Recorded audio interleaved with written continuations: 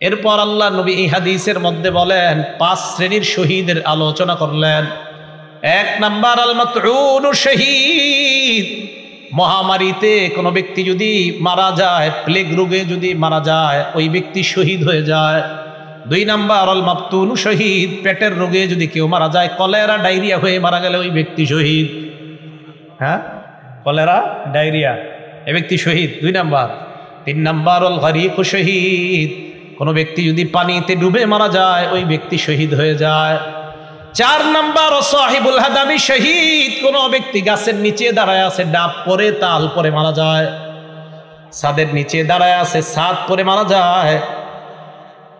কার নিচে আপনি দাঁড়িয়ে আছেন, হঠাৎ ছাদের থেকে একটা ইট আপনার মাথায়, ফুলের টপ পরে আপনার মাথায় পড়ে আপনি মারা গেলেন, আল্লাহ নবী বলেন শাহাদাতের মর্যাদা পেয়ে গেলাম। 5 নাম্বার শহীদ ফি সাবিলিল্লাহ, আল্লাহর রাস্তায় যে জিহাদ করে শহীদ হয়, ব্যক্তি শহীদ হয়ে যায়। হাদিসের শেষে আল্লাহ নবী বলেন, দুনিয়ার মানুষ তোমরা জানো, লাউ ইয়ালামুন নাস মা ফিন নিদাই ওয়াস সাফিল আউয়াল, মানুষ যদি জানতো প্রথম কাতারে নামাজ পড়ার কি উপকারিতা, আর আজান দেওয়ার মধ্যে নামাজ আর আজান দেওয়ার মধ্যে কি উপকার, মানুষ যদি জানতো প্রথম কাতারে নামাজের কি ফায়দা, আজানের কি ফায়দা, সুম্মা লাম ইয়াজিদু ইল্লা আইয়াস্তাহিমু আলাইহি লাস্তাহামু আলাইহি, মানুষ যদি প্রথম কাতারের ফজিলত জানতো, লটারি করে হলেও মানুষ যুদ্ধ করে হলেও প্রথম কাতারে নামাজ পড়ার চেষ্টা করত। আর যদি আজানের ফজিলত জানতো, লটারি করে হলেও নিজের নাম লিস্টের মধ্যে এনে মুসলমান আজান দেওয়ার চেষ্টা করত। তাহলে আপনারা যদি জানতেন ফজিলত, নবীজি বলেন মানুষ বুঝতেছে না কেন যে প্রথম কাতারের ফজিলত, আজানের কি পরিমাণ ফজিলত, এগুলা মানুষ খুব মুয়াজ্জিনের অপেক্ষায় থাকে। আমাদের সকলকে আল্লাহ সহি শুদ্ধভাবে আজান শিখে এই আজানের আমল যেন আমরা করে আল্লাহর কাছ থেকে এই ফজিলত অর্জন করতে পারি, আল্লাহ তৌফিক দান করেন। আমিন। সবাই আজান দেওয়ার নিয়ত হয়েছে তো ইনশাআল্লাহ? এগুলো 2 নাম্বার। 3 নাম্বার, আজান যেই ব্যক্তি দেয় কিয়ামতের ময়দানে তার গলা সবচেয়ে লম্বা হবে। মানে কি জিরাফের মতো? হ্যাঁ, মন দিয়ে শোনেন। মুসলিম শরীফের 387 নাম্বার হাদিস, 387, আমাদের মাদ্রাসা সিলেবাস অনুযায়ী 387, মোট হাদিস সংখ্যা হবে 3033টা। এই হাদিসের বর্ণনাকারী তলহা ইবনে ইয়াহইয়া। এই তলহা ইবনে ইয়াহইয়া ওনার চাচা থেকে বলেন, ওনার চাচা বলেন, কুনতু ইনদা মুআবিয়া ইবনে আবি সুফিয়ান রাদিয়াল্লাহু তাআলা আনহুমা।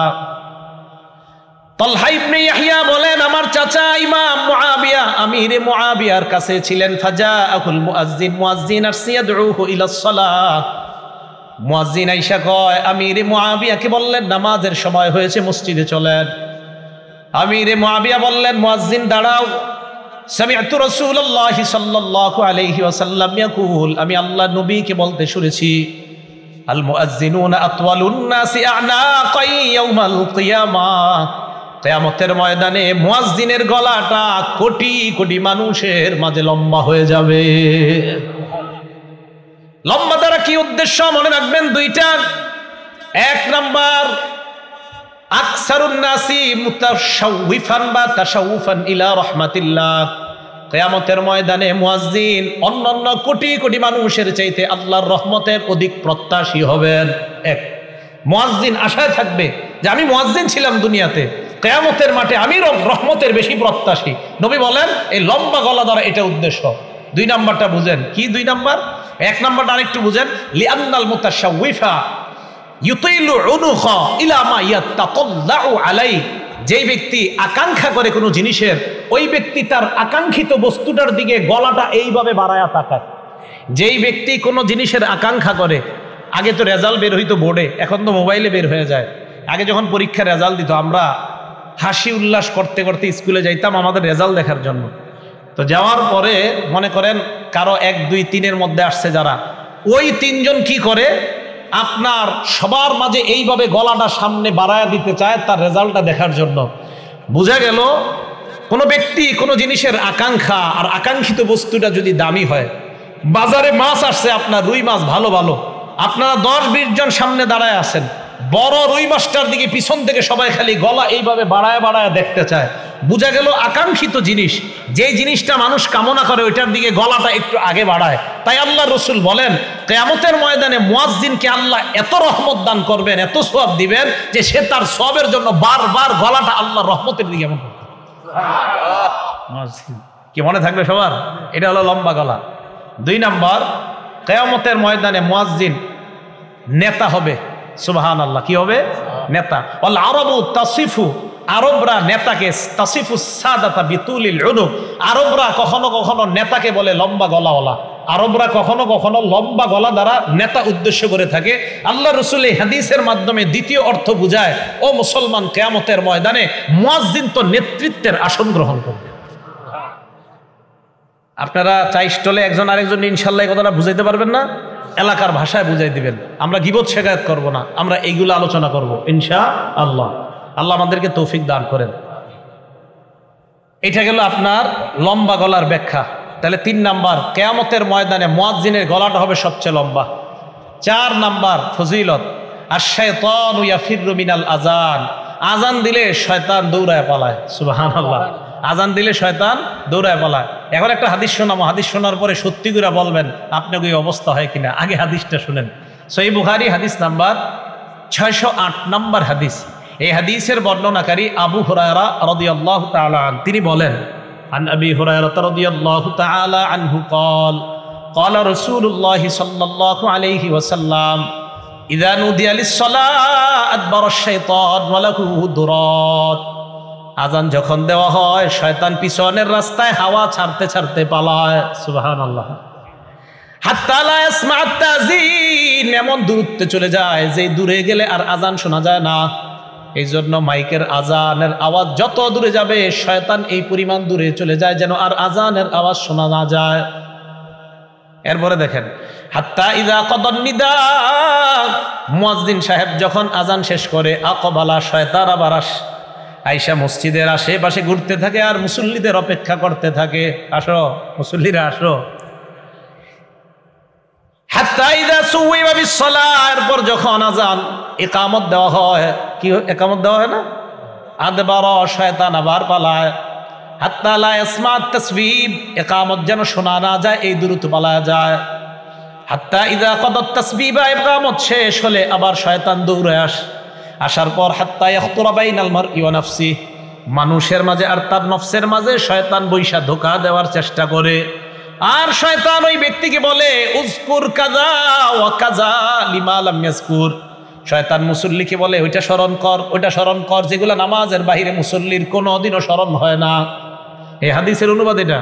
শয়তান মুসল্লিরে কয় এটা স্মরণ কর, ওইটা স্মরণ কর, লিমা লাম ইয়াযকুর, যেটা এই মুসল্লি জিন্দিগিতেও স্মরণ করে না নামাজে। যেমন আপনি নামাজে দাঁড়াইছেন, আপনার বয়স বর্তমানে 31 বছর 32 বছর, শয়তান আপনার বলবে, তুই যে 7 বছর বয়সে তোকে ডেঙ্গাটা দিয়ে হাঁটছিলি মনে আসিলি, আচ্ছা কি দরকার আছে এটা এখন মনে করানো?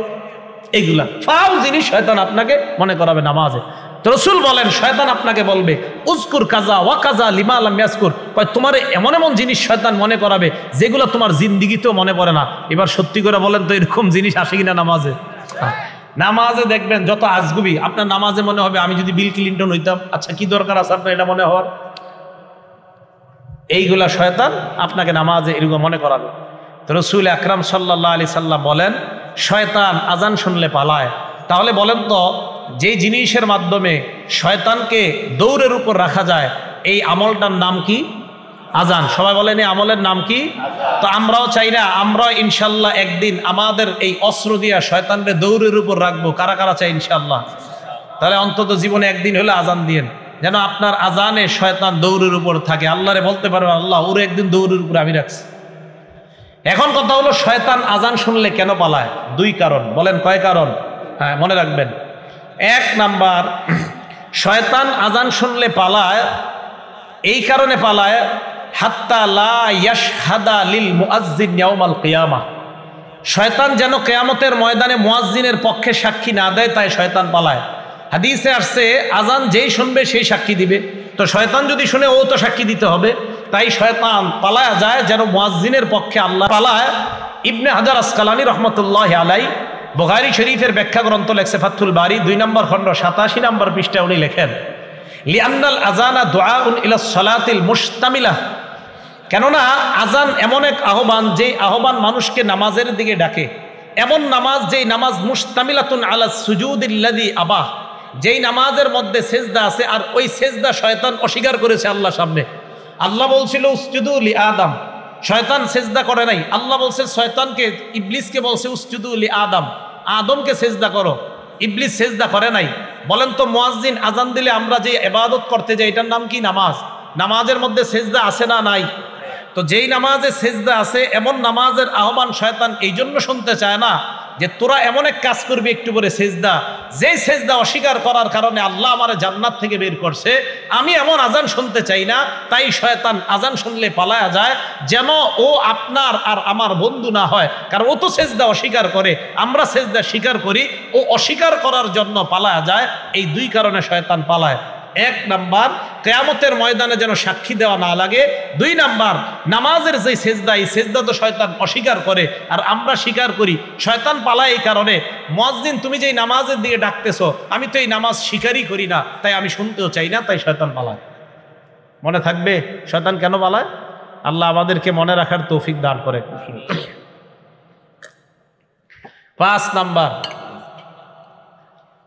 5 নাম্বারটা মন দিয়ে শুনেন।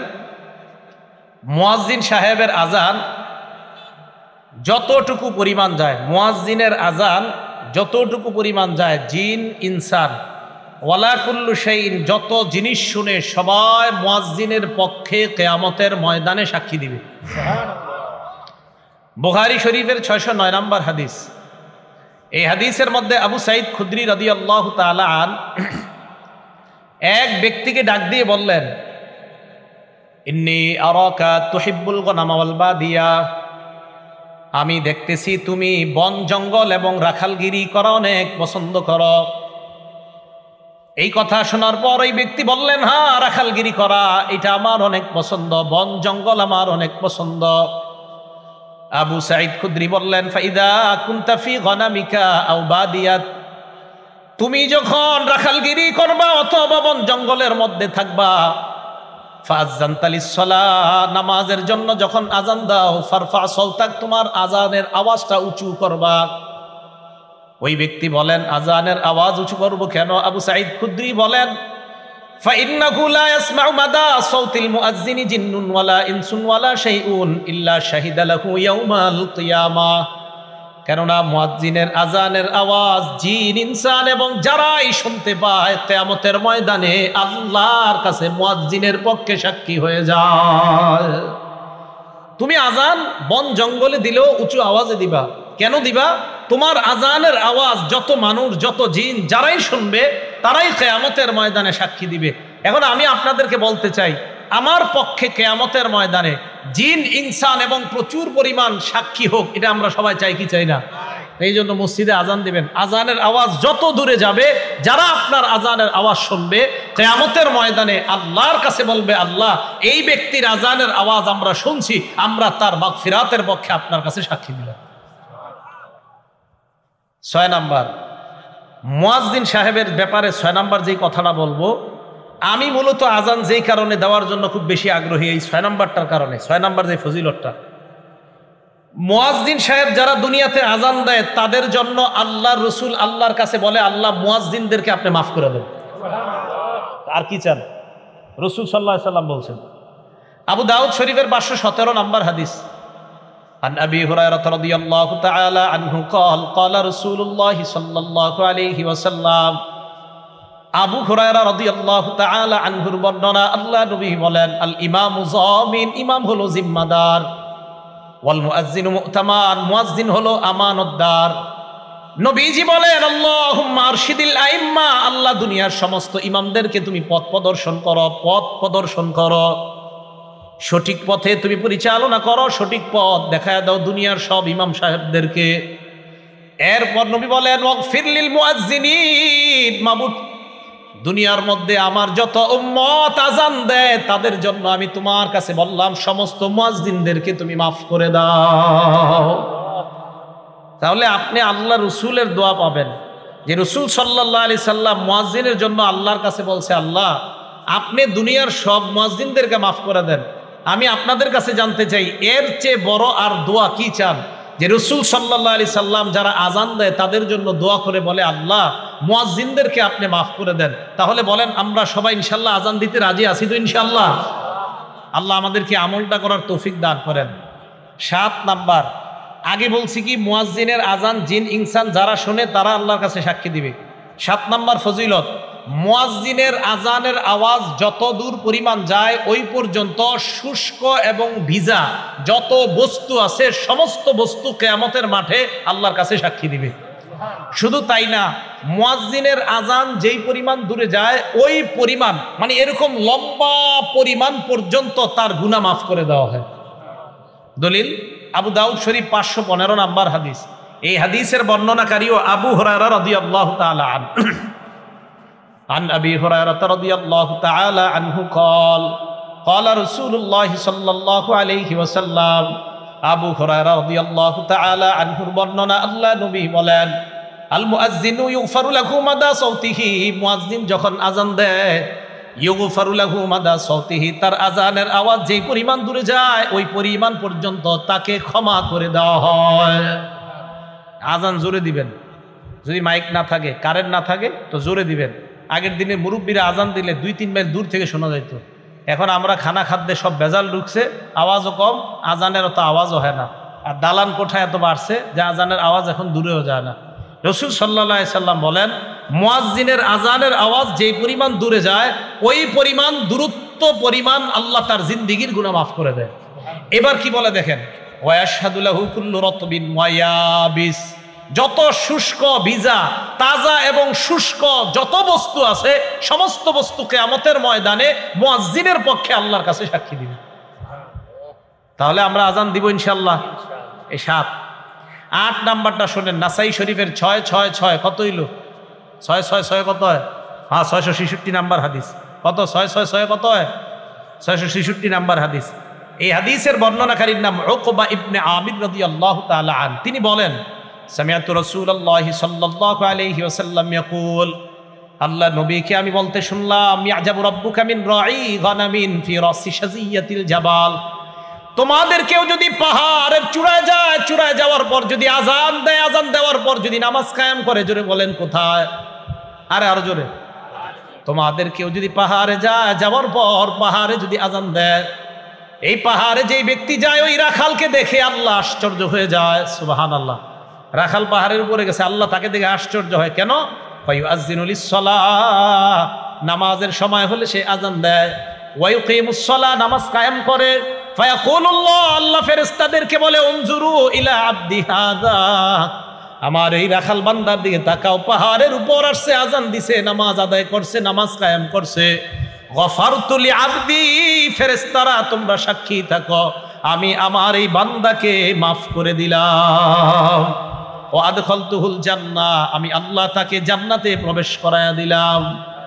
কোন ব্যক্তি পাহাড়ে গেছে, পাহাড়ে গিয়ে আজান দিছে, আজান দিয়ে নামাজ পড়ছে, আল্লাহ আশ্চর্য হয়ে যায়। রাখালকে দেখে আল্লাহ আশ্চর্য হয়। ইয়াজাবু রাব্বুকা মিন রাঈ গানাম ফি রাসি শাজিয়াতিল জাবাল, পাহাড়ের চূড়ায় শৃঙ্গে ওঠে কোন রাখাল আজান দেয়, নামাজ কায়েম করে, তাকে দেখে আল্লাহ আশ্চর্য হয়ে ফেরেশতাদেরকে বলে, আমার বান্দা দেখো পাহাড়ের উপর আইসা আমারে ভুলে না, আজান দেয়, নামাজ কায়েম করে, ফেরেশতারা সাক্ষী থাকো, আমি তাকে মাফ করে দিলাম, আমি তাকে জান্নাতি বানাই দিলাম। আজান দিবেন তো? 9 নাম্বার ফজিলত, এই জায়গায় আপনারা আজান দিছেন বা এখন মোটামুটি প্রায় সময় দেন কারা কারা? মাশাআল্লাহ, হাত নামান। 12 বছর যদি টানা আজান দেন, কয় বছর বলেন জোরে, কয় বছর? 12 বছর। তা আমারই অর্জন করতে মন চায় এই ফজিলত। আপনারা তো খালি দাওয়াত দেন, দাওয়াত না দিলে আজান দিতাম এক মসজিদে, সমস্যা কি? হ্যাঁ সমস্যা, আমি যে মসজিদ তাফসির করি ওখানে বললাম তো মাঝে মাঝে আজান দেওয়ার চান্স নেই। আজান দেওয়া অনেকে শরম মনে করে, নাউজুবিল্লাহ, আস্তাগফিরুল্লাহ, ইন্না লিল্লাহ, এরা মনে করে শরমের ব্যাপার আজান দেওয়া, ছি ছি। ইবনে মাজার 728 নাম্বার হাদিস। এই হাদিসের বর্ণনাকারী আব্দুল্লাহ ইবনে ওমর রাদিয়াল্লাহু তাআলা আনহুমা, তিনি বলেন, ক্বালা রাসূলুল্লাহ সাল্লাল্লাহু আলাইহি ওয়াসাল্লাম, আল্লাহ নবী বলেন মান আযানা সিনতাই আশারাতা সানাতান কেউ যদি 12 বছর টানা আযান দেয়, জোরে বলেন কয় বছর? নবীজি বলেন কেউ যদি টানা 12 বছর আযান দিতে পারে ওয়াজাবাত লাহুল জান্নাত, তার জন্য আল্লাহর জান্নাত ওয়াজিব হয়ে যায়। কয় বছর? 12 বছর টানা আযান দিলে জান্নাত ওয়াজিব। আযান দিবেন তো? আযানের ফজিলত সবাই ইমাম সাহেবরাও চেষ্টা করেন, খতিব সাহেবরাও চেষ্টা করেন, উলামায়ে কেরাম যারা আছেন মাঝে মাঝে ফজিলত তো আমগো দরকার আছে। এই সাধারণ জনগণ লম্বা গলা দিয়ে আল্লাহর কাছ থেকে রহমত দিব, তা আমরা হুজুররা কি করবো? আমাদেরও দরকার আছে ফজিলত। 9 নাম্বার। 10 নাম্বার তো আজীব এক ফজিলত, মুয়াজ্জিনের আযান শুইনা যারা নামাজে আসবে, এই নামাজিরা নামাজ পড়ে যে পরিমাণ সওয়াব পাবে, মুয়াজ্জিন একা সেই সওয়াব সব পাবে। সুবহানাল্লাহ। তবরানী শরীফ 2 নম্বর খন্ড 288 নম্বর পৃষ্ঠা। এই পৃষ্ঠায় আসছে আবু উমামা বাহিলি রাদিয়াল্লাহু তাআলা আনহুর বর্ণনা। দেখেন কি কয়, আজরুহু আজরু মান সাল্লা মাআহ, আজরুহু আজরু মান সাল্লা মাআহ। মুয়াজ্জিনের প্রতিদান ওই পরিমাণ যেই পরিমাণ মুসল্লি তার সাথে নামাজ পড়েছে, তারা যেই পরিমাণ সওয়াব পাবে, মুয়াজ্জিন ওই পরিমাণ সওয়াব আল্লাহর কাছ থেকে পাবে। তাহলে আযান আর দিন না, নাকি দিবেন? ইনশাআল্লাহ আযান সবাই দেওয়ার চেষ্টা করবেন, সহি শুদ্ধভাবে আলেমদের কাছ থেকে শিখবেন, শিখার পর আযান দেওয়ার চেষ্টা করবেন। আল্লাহ আযানের এই ফজিলতগুলা ফাজাইলগুলা আমাদের সকলকে অর্জন করার তৌফিক দান করেন। তাহলে আযান দেওয়ার চেষ্টা আমরা ইনশাআল্লাহ করব। চান্স দিব তো ইনশাআল্লাহ? আসলে সত্যি করে মন থেকে বলেন তো, কাদের কাদের এখন মনে হইতেছে না ইনশাআল্লাহ এই ফজিলতটা আমরা অর্জন করা দরকার? সত্যি দরকার তো এই আমলটা কইরেন। দুনিয়ার শ্রেষ্ঠ কথা হাইয়া আলাস সালাহ হাইয়া আলাল ফালাহ, আসো কল্যাণের দিকে, আসো নামাজের দিকে, এর চেয়ে আর উত্তম কথা আর কি হতে পারে? 4 নাম্বার আলোচনা, মানে আলোচনার 4 নাম্বার শিরোনাম। এ তো 3 নাম্বার গেল ফজিলত, 4 নাম্বার শিরোনাম, আযান দিলে জবাব দিবেন কিভাবে? সহিহ বুখারী হাদিস নাম্বার 611 নাম্বার হাদিস। আন আবি সাঈদিনিল খুদরি রাদিয়াল্লাহু তাআলা আনহু قال قال رسول الله صلى الله عليه وسلم, আল্লাহ নবী বলেন, ইদা সামি'তুমুল মুআজ্জিনা কুলু বিসলামা ইয়াকুলুল মুআজ্জিন। মুয়াজ্জিন সাহেব যখন আযান দেয় তোমরাও তা বলো যা মুয়াজ্জিন বলে। বলেন, আমরা যারা আযান শুনবো, মসজিদে গিয়ে মাগরিবের আগে বসে রয়েছেন 5 মিনিট 10 মিনিট, মুয়াজ্জিন আযান দিতেছে, আপনারা কি করেন? পুকুরের ঘাটে বসে আলাপ করেন, আলোচনা করেন, মসজিদে বসে গল্প করে, আযান চলতেছে, আশেপাশে গল্প চলতেছে। কি সত্যি কথা কিনা? রাসূল সাল্লাল্লাহু আলাইহি সাল্লাম বলেন, মুয়াজ্জিনকে যখন আযান দিতে শোনো, মুয়াজ্জিন যা বলে তোমরাও তা বলো। মা বোনরা বাসা থেকে যারা শুনতেছেন আমার ওয়াজ শোনেন, আপনারা রান্না করতেছেন, মুয়াজ্জিন যা বলে আপনারাও তা বলবেন। এটা গেল বুখারী শরীফের বর্ণনা, এটা সংক্ষেপে হাদিসটা। এবার বিস্তারিত উদাহরণ নাম্বার 2, এটা গেল 1 নম্বর উদাহরণ। 2 নম্বর উদাহরণ মুসলিম শরীফের 385 নম্বর হাদিস। এই হাদিসের মধ্যে বিস্তারিত আসছে। عن عمر بن الخطاب رضي الله تعالى عنه قال, عمر بن الخطاب رضي الله تعالى عنه বর্ণনা, মুয়াজ্জিন সাহেব যখন আযান দেয় তোমরাও তা বলবা যা মুয়াজ্জিন বলে। মুয়াজ্জিন যখন বলে আল্লাহু আকবার, বলেন তাকুলু আল্লাহু আকবার। মুয়াজ্জিন আল্লাহু আকবার বললে আমরাও কি বলবো? মুয়াজ্জিন যখন বলে আশহাদু আল্লা ইলাহা ইল্লাল্লাহ, তোমরাও বলবা আশহাদু আল্লা ইলাহা ইল্লাল্লাহ। এই হাদিসের শেষে একটা সুন্দর কথা আছে, দেখি কারা কারা কালকে থেকে আযান শুই না জবাব দেন। মুয়াজ্জিন যখন বলবে আশহাদু আন্না মুহাম্মাদার রাসূলুল্লাহ, তোমরাও বলবা আশহাদু আন্না মুহাম্মাদার রাসূলুল্লাহ। তবে মুয়াজ্জিন যখন বলে হাইয়া আলাস সালাহ, ক্বালা আহাদুকুম লা হাওলা ওয়ালা কুওয়াতা ইল্লা বিল্লাহ, বলেন হাইয়া আলাস সালাহ বললে কি বলবো? মুয়াজ্জিন যখন বলবে হাইয়া আলাল ফালাহ, তোমরা বলবা লা হাওলা ওয়ালা কুওয়াতা ইল্লা বিল্লাহ। এখন দেখেন, মুয়াজ্জিন বলবে আল্লাহু আকবার, আমরা যারা শুনবো কি বলবো? বলেন। এবার মুয়াজ্জিন বলবে লা ইলাহা ইল্লাল্লাহ, আমরা কি বলবো? বলছেন তো আসলে।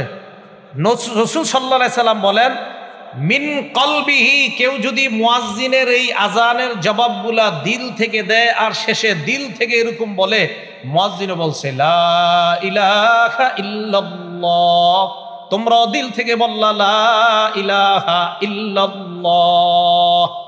মুয়াজ্জিন যখন বলে তুমিও বললা, মুয়াজ্জিন যখন বলে তুমিও বললা, শেষে যদি দিল থেকে তুমি বলো মুয়াজ্জিনের ওই বাক্যগুলা, আল্লাহ নবী বলেন আগের সব গুনাহ মাফ, আল্লাহর জান্নাতের মেহমান। তো জবাব দিবেন তো?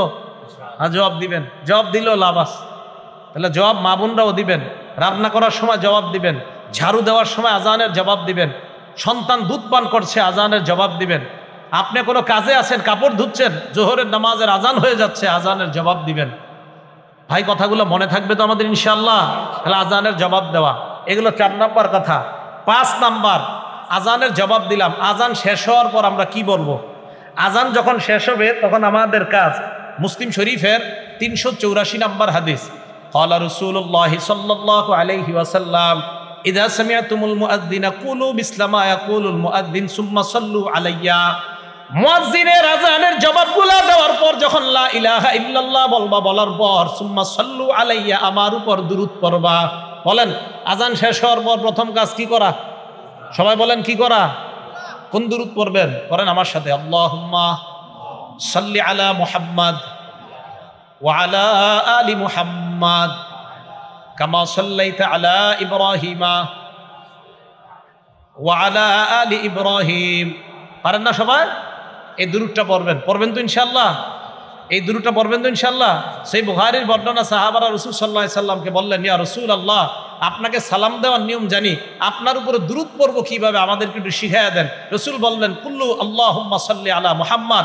ও সাহাবারা, তোমরা এই দুরূদটা পড়ো, যে দুরূদটা আমরা নামাজে পড়ি। যদি এত বড়টা পড়ার সময় না থাকে আপনার, শুধু এতটুকু বললে হবে, আল্লাহুম্মা সাল্লি আলা সাইয়্যিদিনা ওয়া মাওলানা মুহাম্মাদ। এতটুকু বলার পর আজানের দোয়াটা পড়বেন, যে কোনো একটা দুরূদ পড়বেন, পড়ার পর কি করবেন? আজানের দোয়াটা পড়বেন। বাকি আমি আজানের জবাব দেই এই দুরূদটা পড়া, যেই দুরূদটা সহিহ বুখারীতে পাওয়া গেছে। আজান মানে আমরা নামাজে যে দুরূদটা পড়ি, তাহলে এই দুরূদ পড়া প্রথম কাজ। মা বোনরাও মনে রাখবেন, আজানের জবাব দিলেন, জবাব দেওয়ার পর প্রথম কাজ দুরূদ শরীফ পড়া। দুরূদ শরীফ পড়ার পর এরপর রাসূল বলেন দোয়াটা পড়বা, সুম্মা সালুলি আল্লাহ আল ওয়াসিলা। দোয়ার মধ্যে আমার জন্য তোমরা ওসিলা তালাশ করবা। বলেন কি তালাশ করবা? আল্লাহ ওসিলা।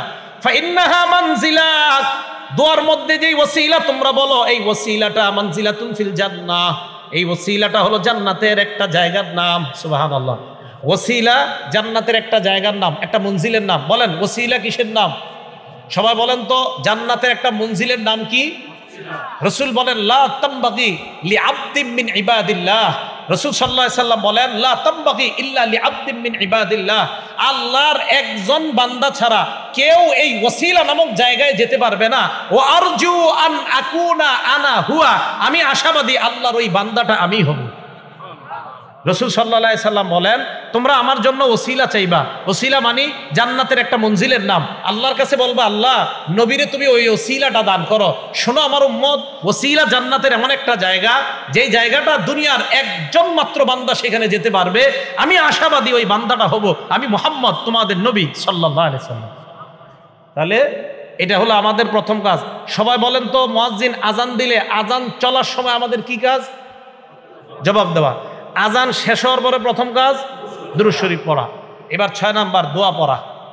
দোয়াটা কিভাবে পড়বো? আমরা বুখারী শরীফে আছে, মন দিয়ে শুনেন। দোয়াটা আপনারা এটা পড়েন না অন্যটা পড়েন, মন দিয়ে শুনবেন।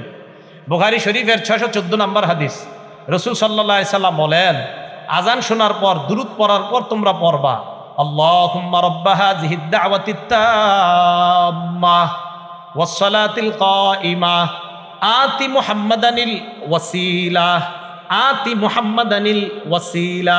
আল্লাহ মুহাম্মদ সাল্লাল্লাহু আলাইহি সাল্লামকে আপনি ওসিলা দান করেন। আল ফাজিলা ওয়া বাসু মাকামাম মাহমুদান আল্লাযী ওয়া'আদতা। এরপরে ইন্নাকা লা তুখলিফুল মিয়াদ নাই এখানে, এলে বলছি কি বলেন? বুখারীর 614 নম্বর হাদিস, ইন্নাকা লা তুখলিফুল মিয়াদ নাই। বলেন নুসকা খুলেন নাই, তাহলে কোত্থেকে আসছে এটা? ইন্নাকা লা তুখলিফুল মিয়াদটা কোত্থেকে আসছে? হ্যাঁ আছে, বাইহাকি শরীফের 296 নম্বর হাদিস থেকে আইনা এখানে এটা লাগানো হয়েছে। সুবহানাল্লাহ। তাহলে ইন্নাকা লা তুখলিফুল মিয়াদ এটা বুখারীর 614 নম্বর হাদিসে নাই। এই ইন্নাকা লা তুখলিফুল মিয়াদটা লাগানো হয়েছে বাইহাকি শরীফের 296 নম্বর হাদিস থেকে এনে। তাহলে পুরা দোয়াটা কমপ্লিট। বুখারীর দোয়া শুধু এতটুকু, ওয়া বাসু মাকামাম মাহমুদান আল্লাযী ওয়া'আদতা, বাস এতটুকু। ইন্নাকা লা তুখলিফুল মিয়াদ বাড়তি অংশটা আছে বাইহাকি শরীফের 296 নম্বর হাদিসে। তাহলে টোটালটা পাইলাম আমরা। আরেকটা অনেকে বলে, দেশগ্রামের মানুষ অনেকে, আপনারা ওয়ারজুকনা শাফাআতাহু ইয়াউমাল, এটা আবার কই বললেন? হ্যাঁ, এইটা বানান। বলেন এটা কি? রাসূলের সুপারিশ তো অবশ্যই আল্লাহর কাছে চাইতে হবে। রাসূলের সুপারিশ তো আমরা চাই না আল্লাহর কাছে? অবশ্যই চাই। আপনারা কি চান না? রসুল সাল্লাল্লাহু আলাইহি সাল্লামের সুপারিশ আমাদের সকলের দরকার আছে না? অবশ্যই দরকার আছে। রসুলের সুপারিশ করার জন্যই তো আল্লাহ রসুল সাল্লাল্লাহু আলাইহি সাল্লাম আল্লাহর কাছে দোয়া করছে, লিকুল্লি নাবিয়্যিন দাওয়াতুন মুস্তাজাবা। প্রত্যেক নবীর স্পেশাল একটা দোয়া আছে, ইয়াদউ বিহা ফায়ুস্তাজাবু লাহ। সহিহ মুসলিম, সহিহ ইবনে হিব্বান উভয় কিতাবে আসছে। প্রত্যেক নবী ওই দোয়াটা করবে, ফায়ুতা বিহা, ওই দোয়া দুনিয়াতে দিয়ে দেওয়া হয়েছে। ওয়া ইন্নী ইখতাবাতু দাওয়াতি শাফাআতান লিউম্মতি ইয়াউমাল কিয়ামা। আমি আমার দোয়াটা করি নাই, আমার দোয়াটা আমার উম্মতে কিয়ামতের মাঠে সুপারিশ করার জন্য রাইখা দিছি আমি। তো সুপারিশ সবার দরকার আছে না? আছে। কোন জায়গায়? যেই জায়গায় নবী শিখাইছে ওই জায়গায়। কিন্তু এই আজানের এই দোয়ায় তো অর্জুক না, শাফাআতে নবীজি আমাদেরকে শিখায় নাই, তাই আমরা বলবো না, আলাদা দোয়া করবো আমরা। ভাই মনে থাকবে তো? তাহলে আল্লাহুম্মা রাব্বা হাযিহিদ দাওয়াতিত তাম্মাহ ওয়াস সালাতিল কাইমাহ আতি মুহাম্মাদানিল ওয়াসিলাতা ওয়াল ফাযিলা ওয়া বা'আথহু মাকামান মাহমুদানিল্লাযী ওয়া'আদতাহ। বাইহাকীর 296 নম্বর হাদিস, ইন্নাকা লা তুখলিফুল মিআদ। এই হলো আপনার আজানের দোয়া। রসুল বলেন এই দোয়াটা যারা পড়বে, বলেন এই দোয়াটা সবাই বলেন তো, যারা হাল্লাত লাহু শাফাআতি ইয়াউমাল কিয়ামা, তাদের জন্য সুপারিশ করা কিয়ামতের ময়দানে আমার জন্য ওয়াজিব হয়ে যাবে। মা বোনরা সহ সবাই আজানের এই পরে দোয়াটা পড়বেন। রসুল সাল্লাল্লাহু আলাইহি সাল্লাম বলেন আজানের পরের এই দোয়া পড়লে আমার সুপারিশ করা ওই উম্মতের জন্য ওয়াজিব হয়ে যাবে। তাহলে সবাই পড়বো তো ইনশাআল্লাহ? তাহলে আজানের বাক্য শ্রেষ্ঠ বাক্য, আজানের কথাগুলা শ্রেষ্ঠ কথা। আজান যে ব্যক্তি দেয় গলা লম্বা হবে, আজান যেই ব্যক্তি দেয় তার সব গুনাহ মাফ হবে, আজান যেই ব্যক্তি দেয় তার সাথে আমরা ওইগুলা বলবো।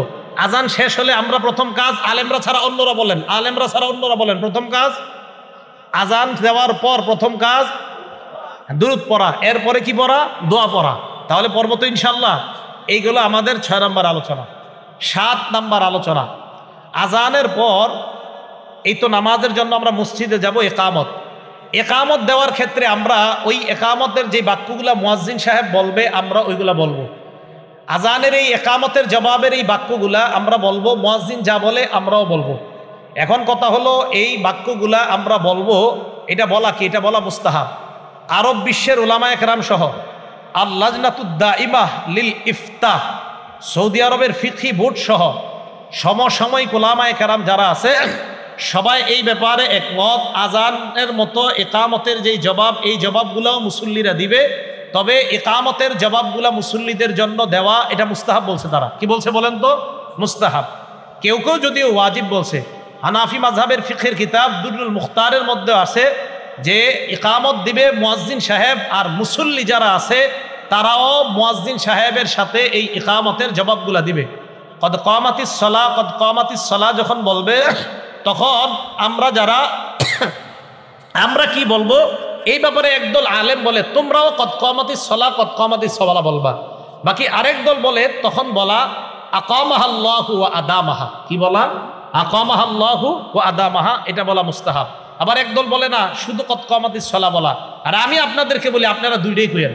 মুয়াজ্জিন যখন বলে কদ কামাতিস সালাহ, আপনি বলবেন কদ কামাতিস সালাহ আকামাহাল্লাহু ওয়া আদামাহা। আবার মুয়াজ্জিন বলবে কদ কামাতিস সালাহ, আপনি বলবেন কদ কামাতিস সালাহ আকামাহাল্লাহু ওয়া আদামাহা। তাহলে দুই দল একটা আমল হয়ে যেতেছে, দুই দল একটা আমল হয়ে যাইতেছে। এই হলো আজানের একামতের জবাব। তো একামতের জবাবটা আমরা এইভাবে দিব। আল্লাহ পাক রব্বুল আলামিন আমাদের সকলকে অন্তত আজানের যে ফাজাইলগুলা, এই ফাজাইলগুলা জেনে আমরা সবাই যেন জিন্দিগিতে অন্তত একবার হলেও মরণের আগে আমরা দিল থেকে আল্লাহকে খুশি করার জন্য এবং মুয়াজ্জিনের ফজিলত অর্জন করার জন্য অন্তত একবারও যেন মসজিদে আজান দেওয়ার চান্স নিতে পারি। আল্লাহ তৌফিক দান করেন। আমিন।